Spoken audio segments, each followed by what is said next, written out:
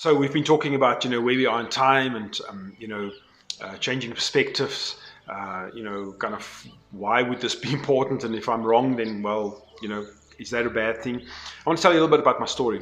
I've mentioned a couple of times now that I grew up in a very religious setting. I grew up with an absent father, and so there was, there's such an important role that a dad plays in his son's identity. And so my identity has been really shaky from a young age. And of course, we expect our children to then just grasp the concept of Abba, Father, the father-son relationship with God, which has been a mess for me. I couldn't get that. And so as I grew up into a young man, and my church experience has been so religious and so boring. It was just so boring. I was in a church that I cannot ever remember that we preached out of Revelation. I can't imagine that. It's like, I don't think that we even opened that part of the book.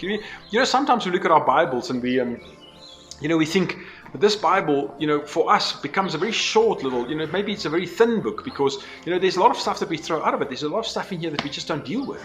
And for me, that was like Revelation in the church I grew up. I think it wasn't part of the Bible, so we never spoke about it.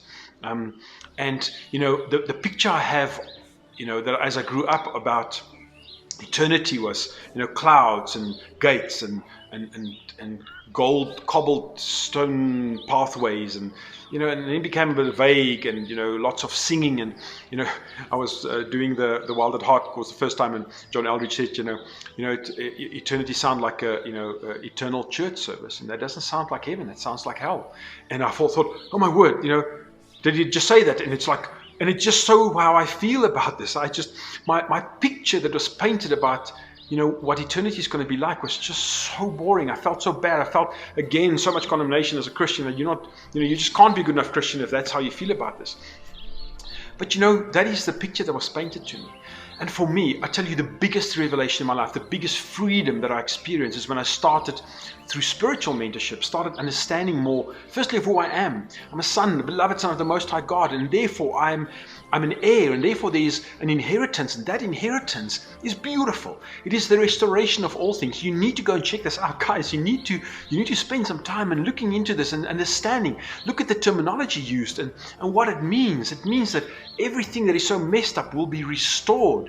It's not like made new. It's not clouds and harps and singing, and it's like there's stuff that will blow your mind when you start looking into it.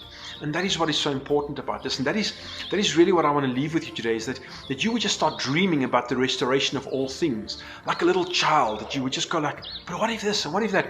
And ask Abba, just ask him.